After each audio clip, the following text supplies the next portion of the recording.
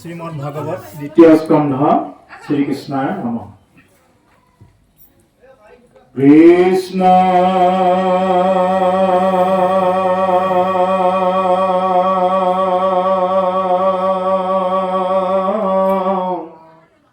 হংকাৰ মাধব গুৰু হৰি ৰাম হৰি ৰাম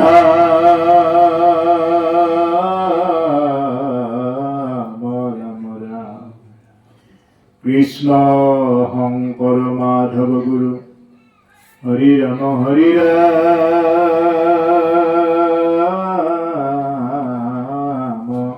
ৰাম ৰাম কৃষ্ণ। হে ৰাম জয় জয় কৃষ্ণ যাৰ স্মৰণ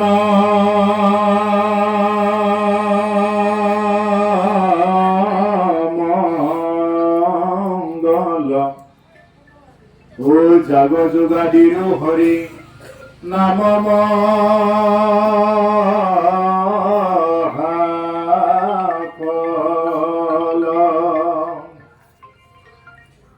হেনয় পৰমানন্দ মাধৱ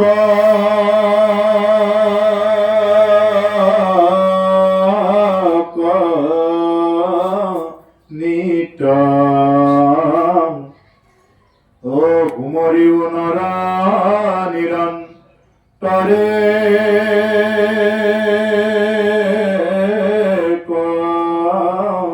চিত্ত কৃষ্ণ কথায় অমৃত কণ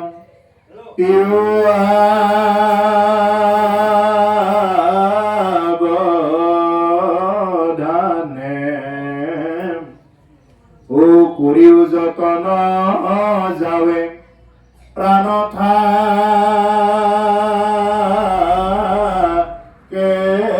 মানে ঘোৰ কলি যুগে মল মতি মনুষ্যৰ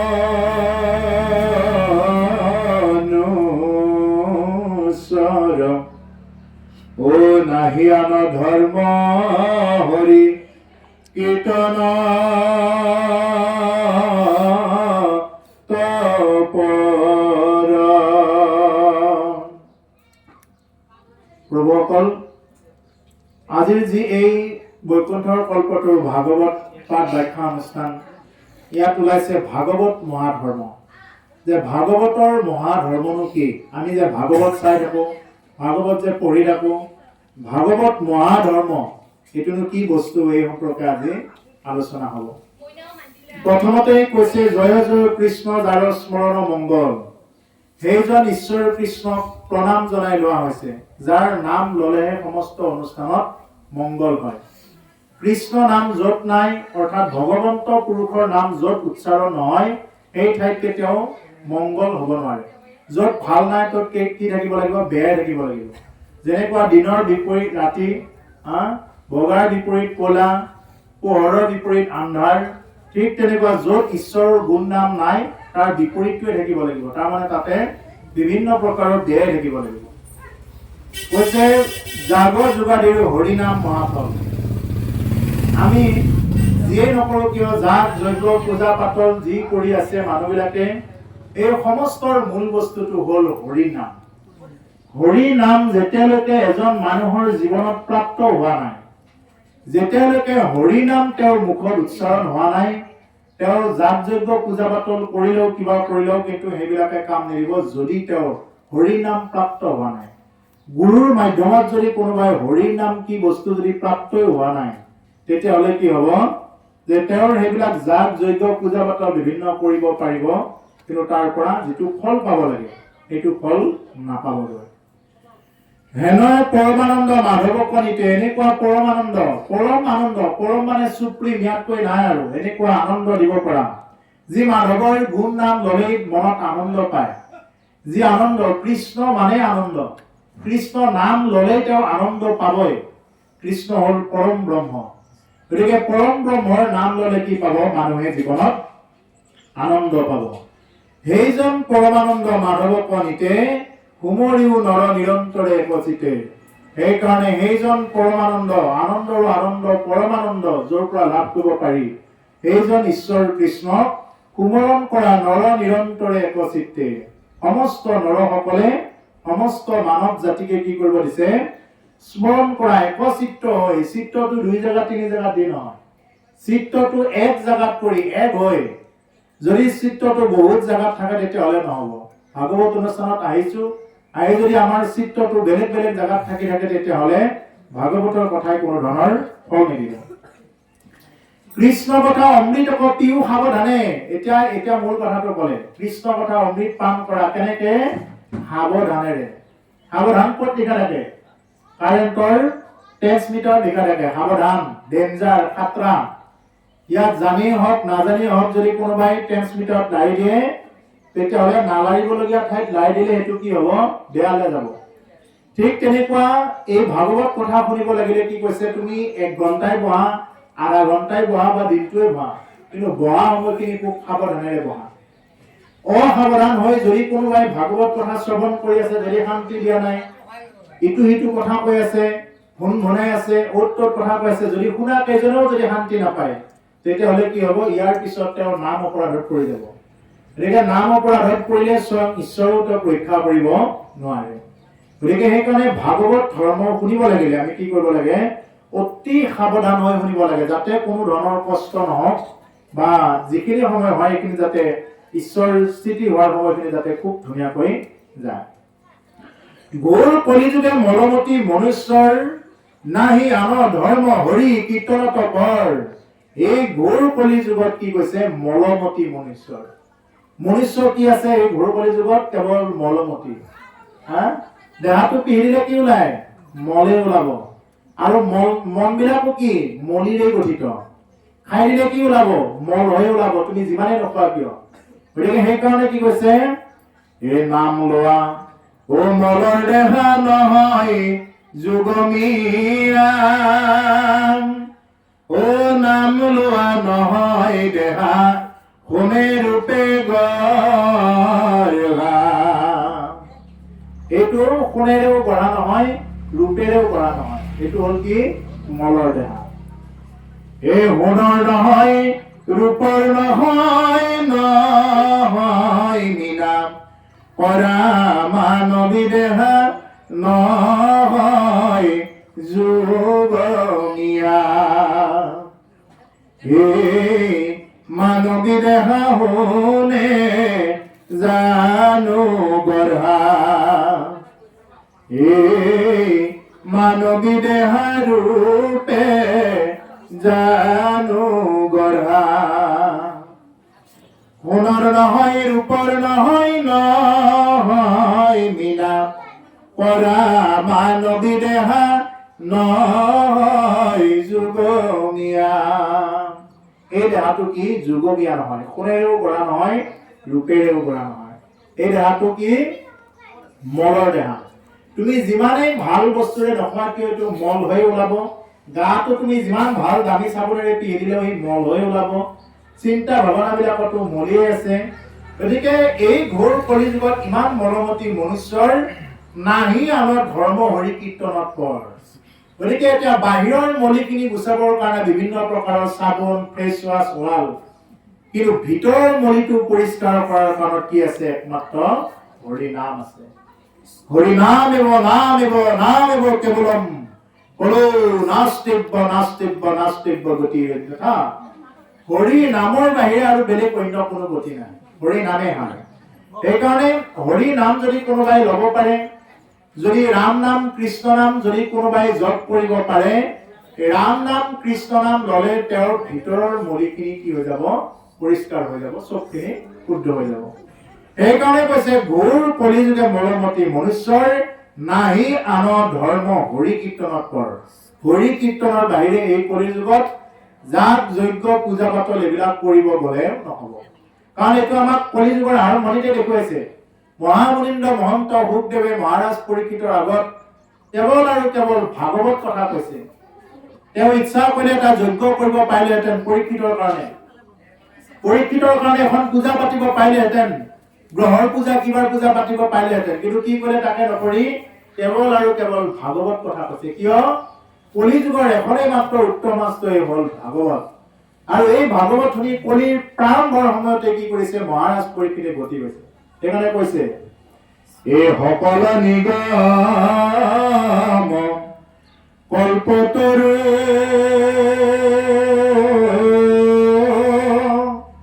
তাৰ ফল ভাগৱত ভূকমুখে আখি ভূমিত বৈলা বিদিত ৰসত চতুৰ যিটো জন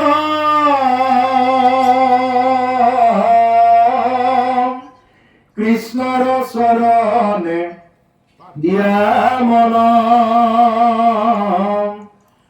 পৰম সন্তোষে পিয়ক ৰসয় অমৃত পৰম সন্তোষে পিয়ক ৰসয় অমৃত।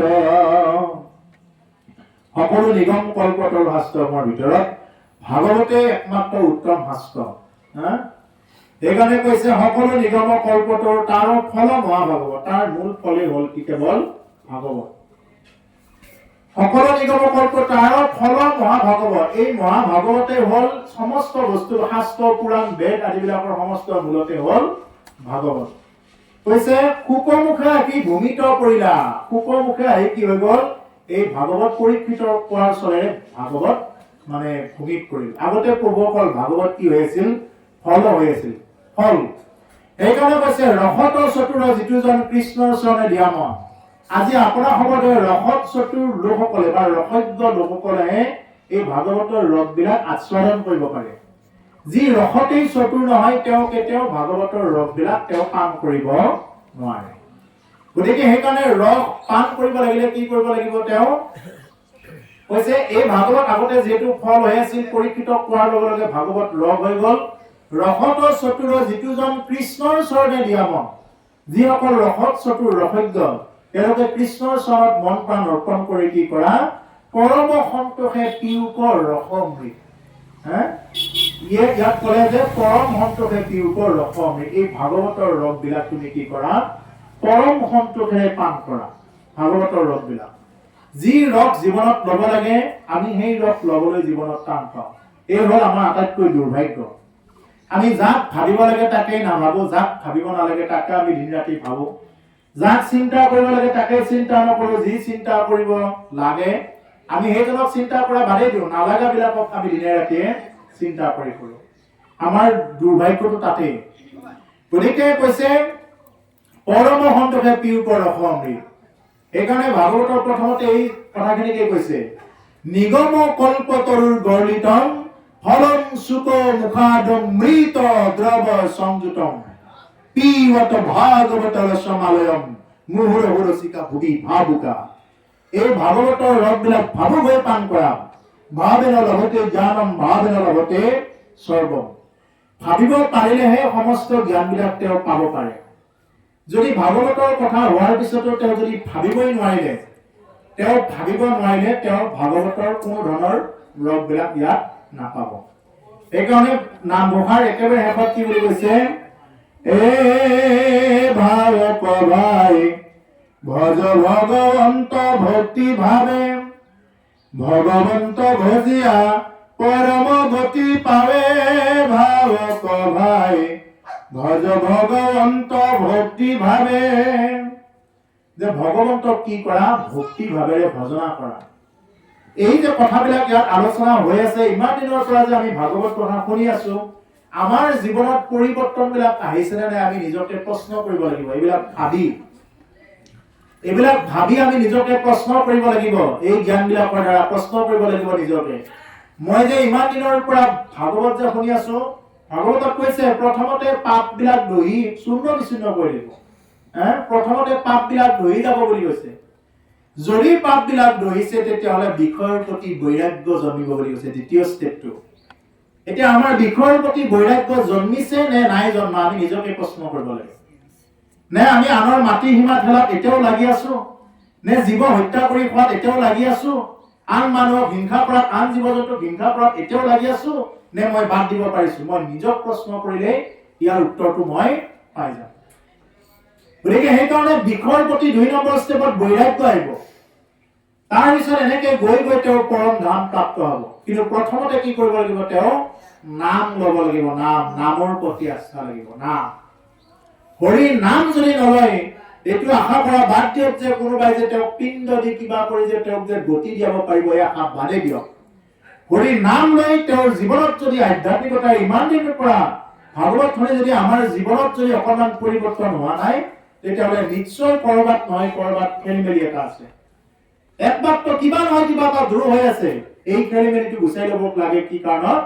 যদি ভক্তিৰ দিশলৈ আমি সঁচাই আগবাঢ়িব খুজিছো, তেতিয়াহ'লে কি কৰিব লাগিব? আমি প্ৰকৃত হ'বৰ কাৰণে চেষ্টা কৰিব লাগিব। হে ৰাম হৰিৰত আছে কলিকৃত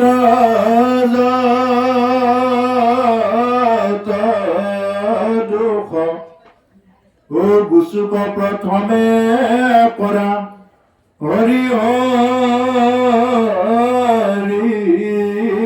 ঘোষ। হে ৰাম কৃষ্ণৰ চৰণে পৰি অশেষ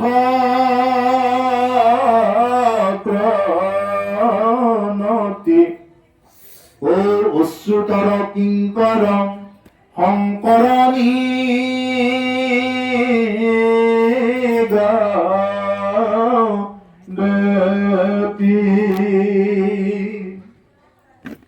শৰীৰত আছে কলিকৃত যত দোষ। আমাৰ এই শৰীৰত কলিকৃত যিমান বিলাক দোষ আছে, কলিৰ প্ৰৰোচনাত কৰি আমাৰ কিমান দুখ হৈ আছে। দিনৰ পিছত দিন এটা এটা দুখ হৈয়ে আছে। কেৱল দুখৰ সাগৰত আমি ইয়াত আছো। কেৱল দুখ, এটাৰ পিছত এটা দুখ হ'ব, অপৰাধ হৈয়ে থাকিব। গতিকে কৈছে যে শৰীৰত আছে কলিকৃত যত দুখ, গুচুক প্ৰথমে কৰা হৰি হৰি সুখ। হৰি নামে সেই দুখবিলাক হৰণ কৰি দিব পৰা ক্ষমতা। হৰি নাম যদি নামত যদি ৰতি নহল, হৰি নামতে যদি ৰতি নহল, তেতিয়াহ'লে যিমান যি তুমি পূজা পাতল যিমান যি কৰা, যিমান ধুতি চলা পিন্ধি ঘূৰি ফুৰা, যদি নামে যদি মুখত অহা নাই, হৰি নামে যদি জিভাৰ লগত যদি বহি ৰখা নাই প্ৰতিটো সময়ত, তেতিয়াহ'লে নামৰ বাহিৰে কোনো তোমাক কৃপা কৰি দিব নোৱাৰে। সেইকাৰণে নামত বিশ্বাস কৰা। কৃষ্ণৰ চৰণে পৰি অশেষ প্ৰণতি, কৃষ্ণৰ চৰণত অশেষ প্ৰণতি কৰি কৈছে, কৃষ্ণৰ চৰণে পৰি অশেষ প্ৰণতি, অচ্যুত কিংকৰ শংকৰ নিগদতি।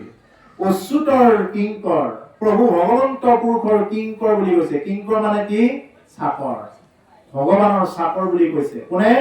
আমাৰ কৃপালু গুৰুজনাই কৈছে নিজকে চাকৰ বুলি কৈছে, ঈশ্বৰৰ চাকৰ। তেওঁ যদি চাকৰ হৈছে, আমি চাকৰ হ'ব পাৰিম নে? তেওঁ দিনে ৰাতি হ'ব নেকি চাৰি বেদ বিচাৰি বেদপত কৰো হৰিনাম, দিন ৰাতি বেদ আদি অধ্যয়ন কৰি তেওঁ কি কৰিছে? হৰিনাম ধৰ্ম, একহৰণ হৰিনাম ধৰ্ম আমাৰ মাজত ব্যক্ত কৰি গৈছে।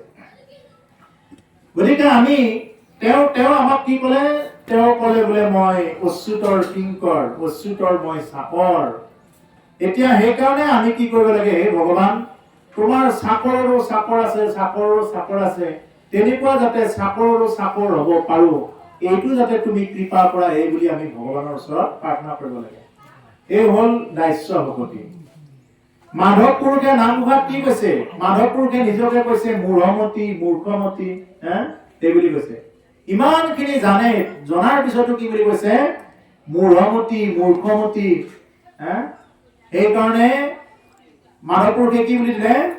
ও মই মূঢ়মতি, নজানো তাৰ উপায়ৰা, কিমতে ভকতি কৰিব তোমাক হৰি হৰি হৰি হৰি।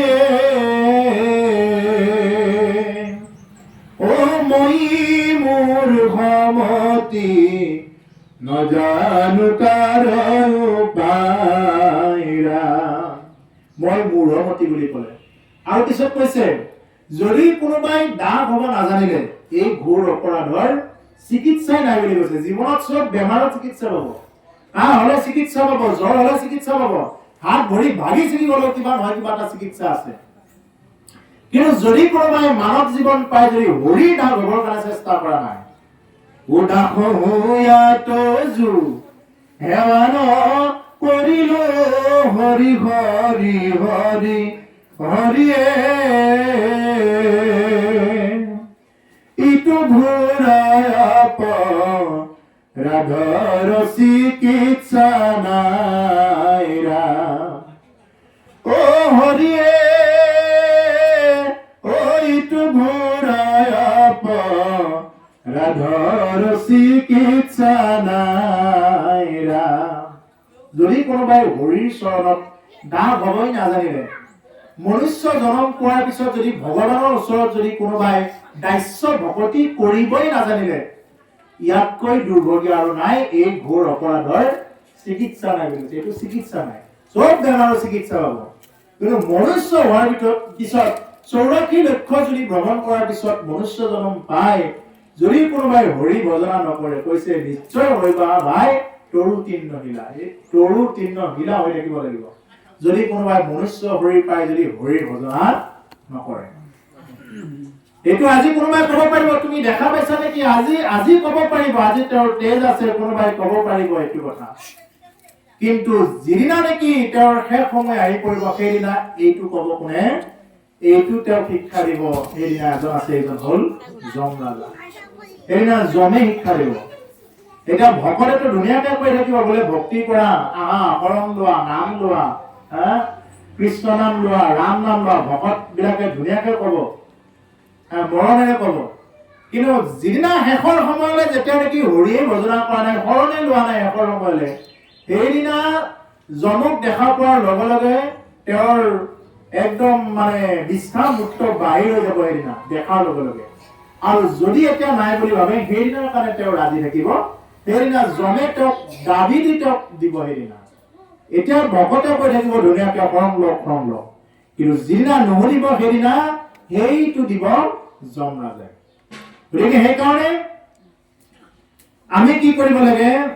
শৰীৰৰ যিমান বিলাক কলিকিত দোষ আছে, এইবিলাক গুচাবৰ কাৰণে আমি নিজকে ভগৱন্তৰ ওচৰত আমি দাগ বুলি লৈ ঈশ্বৰৰ চাকৰ মূৰ্খমতি এই বুলি ল'ব লাগে।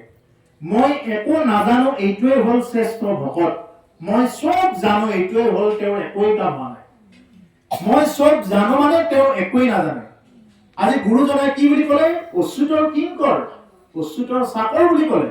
তেওঁতো ক'ব পাৰিলেহেঁতেন শংকৰদেৱে কৈছো, শংকৰ গুৰুৱে কৈছো মই, এনেকেতো ক'ব পাৰিলেহেঁতেন। কিন্তু তেওঁ কি ক'লে?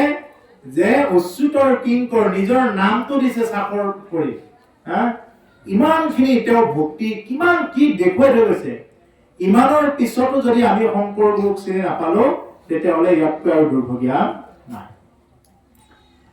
এৰাম দ্বিতীয় স্কন্ধৰ কথা শুনিও উৎসুকে নিপতিৰ প্ৰশ্ন পাছে শুনি মনি হুকে। ৰাম কৃষ্ণ পদ পংকজক হৃদয় ধৰি দিলন্ত সিদ্ধান্ত তাংক সাধুৰ্বাদ কৰি। দ্বিতীয় স্কন্ধৰ কথা শুনি উৎসাহেৰে শুনিব দিছে। নিৰুৎসাহ হয়, মই কিয় আহিলো এতিয়া, অলপ দেৰিকে আহিলে হ'ল, চাহো নাই কিবাও নাই, অলপ দেৰিকে আহিলে হ'ল। নিৰুৎসাহ হয় নহয়, অলপ উৎসাহেৰে। আমি আনন্দ ব্ৰহ্মৰ অংশ। আমি কাৰ অংশ? আনন্দ ব্ৰহ্মৰ অংশ। ও সদানন্দ সনাতন হেনয় কৃষ্ণ সদা উপাসকৰ হৃদয়ত। প্ৰসংগ কৰিলে গাই নহয়, এই মৎস্যকুৰ্ম নৰসিংহ বামন পৰশুৰাম হৰি ৰাম বৰাহ শ্ৰীৰাম। ও বুদ্ধ কল্কি নামে দশয় আকৃতি ধৰিছে কৃষ্ণ তজু পাৱে কৰো প্ৰণাম। সদানন্দ সনাতন হেনয় কৃষ্ণ সদা। যিজন ব্ৰহ্ম তেওঁ সদায় আনন্দত থাকে, সদানন্দ। আৰু সেইজন ব্ৰহ্মৰ অংশ হৈ এতিয়া মানুহবিলাক কি কেৱল দুখত বেদনা মাইকৰ চাউণ্ডটো অকণমান মিলাই দিব লাফিং ক্লাব পাতিব লগাইছে হাঁহাৰ ক্লাব পাতিব লগাইছে মানুহৰ কাৰণে কিয় উজ্জ্বলতাটো কিয় নোহোৱা হৈ গৈছে মানুহে আধ্যাত্মিকৰ লগত জড়িত নহয় আধ্যাত্মিকৰ লগত জড়িত নথকা মানুহে তেওঁৰ যিমান দামী ঘৰত নাথাকক যিমান দামী কাপোৰ নিপিন্ধক যিমান দামী গাড়ী লৈ নুঘূৰক কিয় যিমান তেওঁ টকাৰ বান্দিলত শুই নাথাকক কিয় তেওঁ খোলা হাঁহি মাৰিব নোৱাৰে দামী বিচনাখন কিনি ল'ব পাৰিব কিন্তু টোপনিটো ক'ৰ পৰা কিনিব সেইকাৰণে আধ্যাত্মিকৰ লগত যি জড়িত নাই তেওঁ খোলা হাঁহি মাৰিব নোৱাৰে খোলা হাঁহি মাৰিবৰ কাৰণে বেমাৰ আজাৰৰ পৰা মুক্ত হৈ থাকিবৰ কাৰণে কি কৰিব লাগে আমি ভগৱানৰ কথাবিলাক অন্তৰকৰণে শুনিব লাগে একান্ত চিত্তে সেইকাৰণে ইয়াতে কৈছে যে দ্বিতীয় স্কন্ধৰ কথা আপুনি উৎসুকে নিৰুৎসাহ হৈ শুনিব নালাগে নৃপতিৰ প্ৰশ্ন আছে শুনি মুনি হুকে এতিয়া নৃপতিৰ প্ৰশ্ন ৰজা পৰীক্ষিতে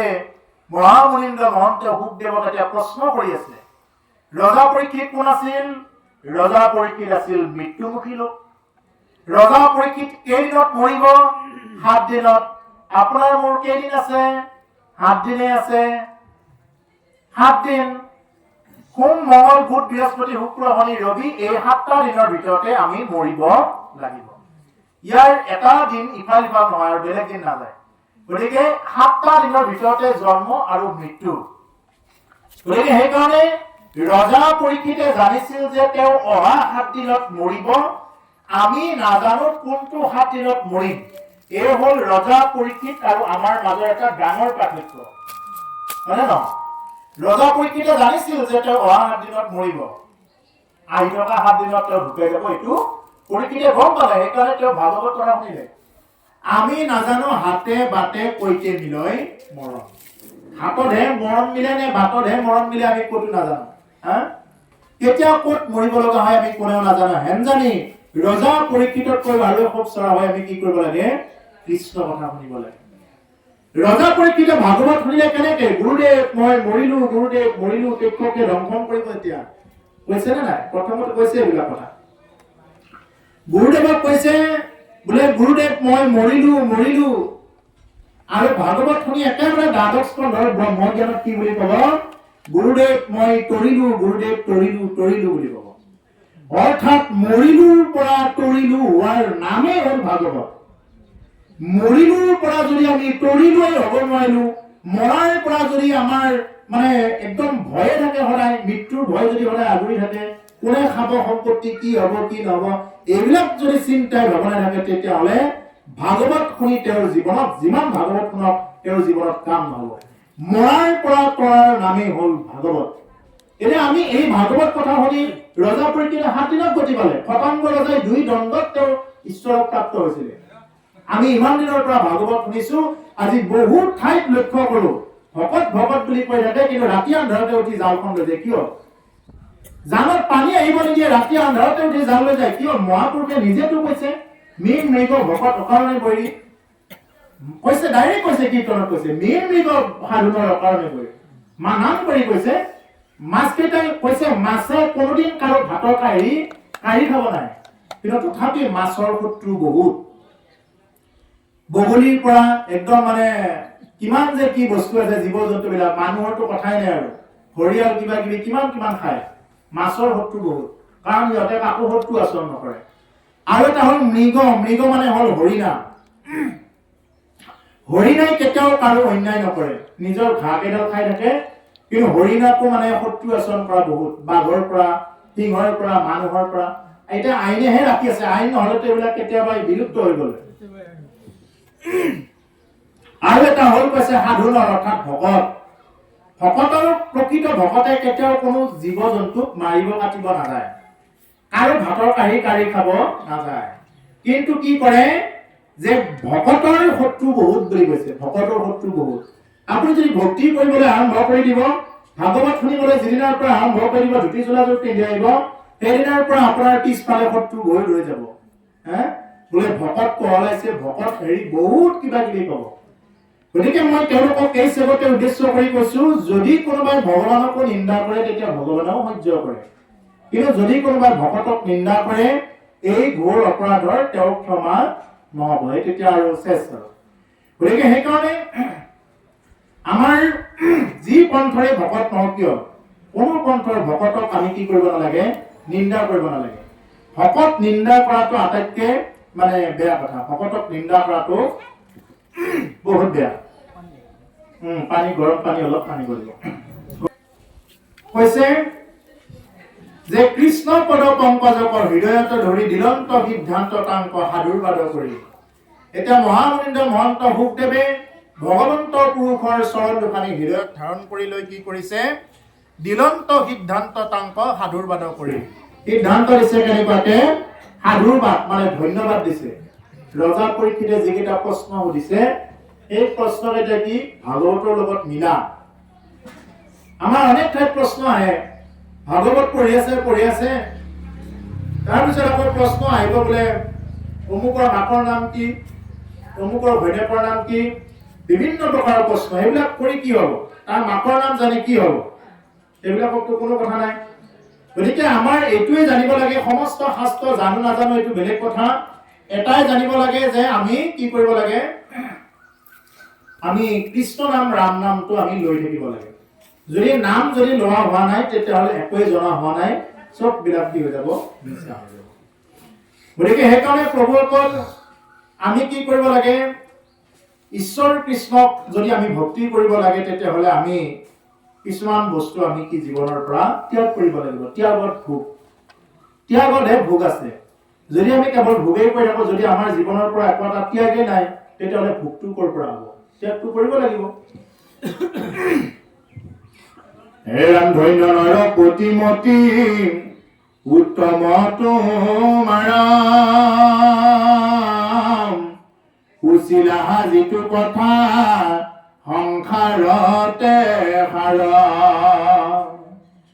মুখ্য লোহা ধন এইটো জগতৰে হিত, লভিলা মুকুতি যিটো তাহাৰো বাঞ্ছিত। ধন্য নৰপতি মতি উত্তম তোমাৰ। হে ৰজা পৰীক্ষিত, তোমাৰ মতিটো অতি উত্তম বুলি কৈছে। মতিটো উত্তম। উচিলা যিটো কথা সংসাৰতে সাৰ। তুমি মোক যিবিলাক প্ৰশ্ন কৰি আছা এইবিলাক প্ৰশ্ন হ'ল সংসাৰতে সাৰ। ৰজা পৰীক্ষিতে জানে, ৰজা পৰীক্ষিতে ইমান নজনা নহয়, কিন্তু তথাপি তেওঁৰ পিছফালে যিহেতু তেওঁৰ যিবিলাক নেকি প্ৰজাবিলাক বহি আছে, অন্যান্য ঋষিমুনিসকলো বহি আছে, সমস্ত সুবিধা অনুসাৰে কি কৰিছে, তেওঁ গুৰুদেৱক প্ৰশ্ন কৰিছে আৰু সেই প্ৰশ্নবিলাকৰ এটা এটা উত্তৰ গুৰুদেৱ ফুকে ৰজা পৰীক্ষিতৰ আগত দি আছে, মৃত্যুমুখী পৰীক্ষিতৰ আগত। কৈছে লভিলা মুকুতি যিটো তাহাৰো বাঞ্ছিত। তুমি যে যি নেকি মানে যিটো মুক্তি লভিলা, মুখ্যৰ সাধনীটো জগতৰ হিত, মানে মুক্তি যি মুক্তি থাকে এই মুক্তিতকৈ তোমাৰ মুক্তিটো বৰ বেলেগ। তুমি যি নেকি মুকুতি তুমি পালা এই মুকুতি হ'ল সংসাৰতে সাৰ। হে ৰাম নাহি জ্ঞান যাৰ জাতি ধৰ্ম মাত্ৰ কৰে, নিতে বলি বিশ্ব পাঞ্চ যজ্ঞ পয়াচৰে।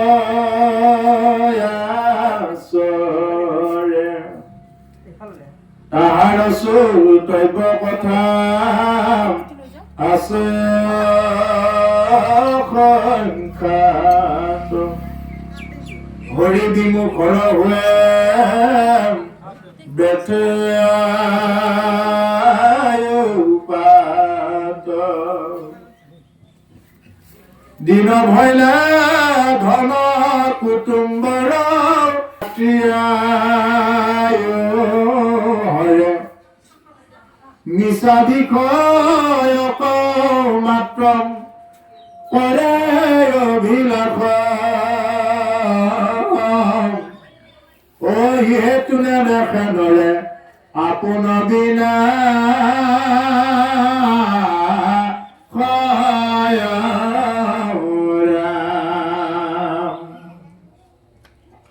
গতিকে কৈছে নাহি জ্ঞান যাৰ জাতি ধৰ্ম মাত্ৰ কৰে।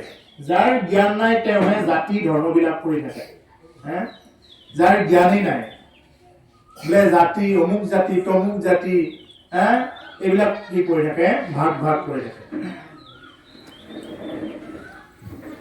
জাতি ধৰ্ম এইবিলাক ভাগ ভাগ বতৰাবিলাক আমি কি কৰিব নালাগে ভাগৱত ধৰ্মত এইবিলাক নাই ভাগৱত ধৰ্মত কি আছে কলা বগা ওখ চাপৰ ধনী দুখীয়া পুৰুষ মহিলা এইবিলাক চব ভাগৱত ধৰ্মত সমান সেইকাৰণে মাধৱপুৰুষে নাম ধৰা কি বুলি কৈছে হে নহজানায়া আমি চাৰি জাতি চাৰিও আশ্ৰমী নোহাতি নহ ধৰ্মশীল দানৱ ততীৰ্থগামী কিন্তু পূৰ্ণানন্দ সমুদ্ৰ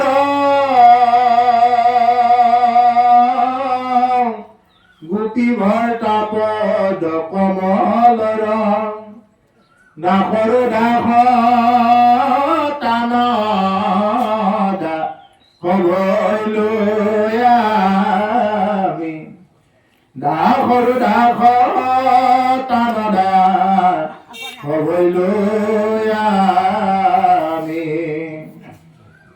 আমি চাৰি জাতিও নহয় ভক্তি ৰাজ্যত যিসকলে আহিব খোজে তেওঁ জাতি ধৰ্মবিলাক বাদ দিব লাগিব বোলে মই অমুক জাতি তমুক জাতি এইবিলাকক লৈ অহংকাৰ কৰি জাতি এই জাতিটো যেতিয়া নেকি গুচি যাব জাতি মানে কি এটাই জাতি ভকত জাতি চব ভকত দেখা পাব লাগিব জীৱ আত্মা এই বুলি দেখা পাব লাগিব যদি আজি জাতিৰ নামত বিভিন্ন প্ৰকাৰৰ ধৰ্মবিলাক কৈ লৈছে এটা জাতিয়ে বেলেগ এটা ধৰ্ম কৰিছে আকৌ এটা জাতিয়ে নিজকে গুৰু বনাই দিছে বোলে আমাৰ জাতিকেইটা যা এনেকুৱা গুৰু হৈ থাক আকৌ এটা জাতি কৈছে বোলে আমাৰ বেদ কেইখন এনেকুৱাকে লৈ থাক বিভিন্ন প্ৰকাৰৰ এনেকুৱাকে কৰিলে সমাজবিলাক কেতিয়াও কি নহব এক নহব মহাপুৰুষ শংকৰদেৱ গুৰুজনাই এনেকুৱা আমাৰ সমাজ বিচৰা নাই মাধৱপুৰুষে এইকাৰণে ক'লে নহজানা আমি চাৰি জাতি আমি ব্ৰাহ্মণো নহয় ক্ষত্ৰিয় নহয় বৈশ্যও নহয় শূদ্ৰও নহয় আমি চাৰি জাতিও নহয় চাৰি আশ্ৰমীও নহয় ব্ৰহ্মচৰ্যীও নহয় গাৰস্থীও নহয় বানৱস্থীও নহয় সন্ন্যাসীও নহয় চাৰিও আশ্ৰমী নোহোৱাতি নহো ধৰ্মহীন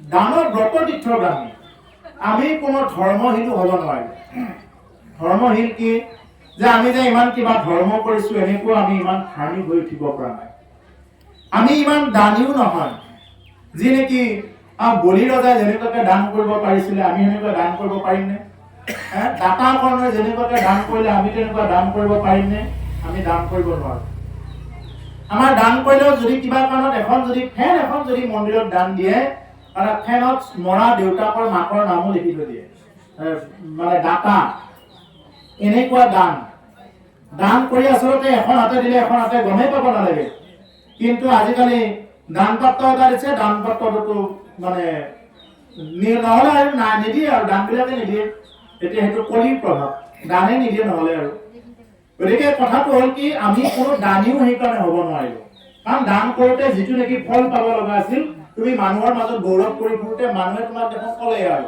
তোমাৰ ফল হৈ গ'ল আৰু ঈশ্বৰৰ পৰা তুমি একো নোপোৱা তুমি দান কৰি তুমিতো প্ৰকাশ কৰিলা গতিকে সেইকাৰণে আমি দানীও হ'ব নোৱাৰিলো আমি ব্ৰতীও হ'ব নোৱাৰিলো ব্ৰতটো কি বস্তু এতিয়া ব্ৰত কিছুমানে পালন কৰে বোলে আমি দেওবাৰে নাখাওঁ সোমবাৰে নাখাওঁ বাকী কেইটা বাৰত একদম চব খাই দিব সোমবাৰে নাখায় এনেকুৱা ধৰণৰ ব্ৰতী হ'ব দিয়া নাই খাই যদি সদায় খাওক নাখায় যদি কোনোদিনে নাখাব এই দুদিনমান নাখায় আকৌ দুদিনমান খায় তেনেকুৱা ধৰণৰ নহয় সেইটো এটা মানে দেখুৱাই ভক্তি এইটো আচল ভক্তিক নকৰে তাৰপিছতে নহজানা দানৱ ব্ৰত তীৰ্থগ্ৰামী আমি ব্ৰতীও নহ'লো আৰু তীৰ্থগ্ৰামী কি আমি তীৰ্থ ভ্ৰমণত গৈ আমি কি কৰোঁ তীৰ্থ ভ্ৰমণত গৈ আমি ঘৰলৈ কেৱল মনত পেলাই থাকোঁ ঘৰলৈ ফোন কৰি থাকোঁ আৰু ঘৰৰ পৰাও কেৱল ফোন কৰি থাকিব ভালে আছা নে নাই কি কৰি আছা সেইবিলাক ঘৰৰ পৰা ফোন যাই থাকোঁতে ঘৰলৈ মনত পৰিয়ে থাকিল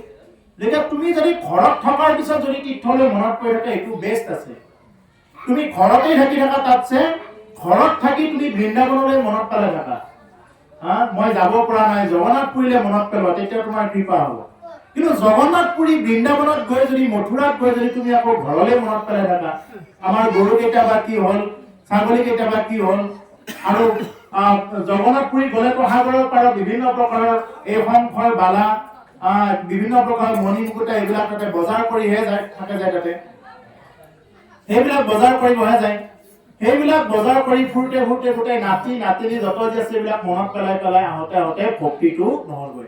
সেইকাৰণে আমি তীৰ্থ ভ্ৰমণ কৰিব নাজানো বুলি কৈছে। আমাৰ অলপতে আমি বালিকটা এৰিয়াৰ পৰা আমি বৃহৎ দল এটা আমি গৈছিলো জগন্নাথপুৰীত যোৱাবাৰৰ কথা, আৰু যোৱাবাৰটো অলপ বেছি হৈছে, 1.5 বছৰমান হৈছে।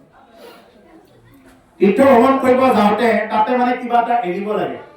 তাতে কিছুমানে এৰে নহয়, পিয়াজ নেহৰু খাই আছে বা বিভিন্ন প্ৰকাৰ বোলে আজিৰ পৰা মই খঙে নকৰোঁ, এইবিলাক এৰিব পাৰি বোলে আজিৰ পৰা মই ক্ৰোধ ভাৱটো এৰি দিলোঁ, বোলে কাম ভাৱ আজিৰ পৰা এৰি দিলোঁ মই আৰু নাই আৰু আজিৰ পৰা, এনেকুৱা এৰিব কিবা এনেকুৱা আছে তাতে।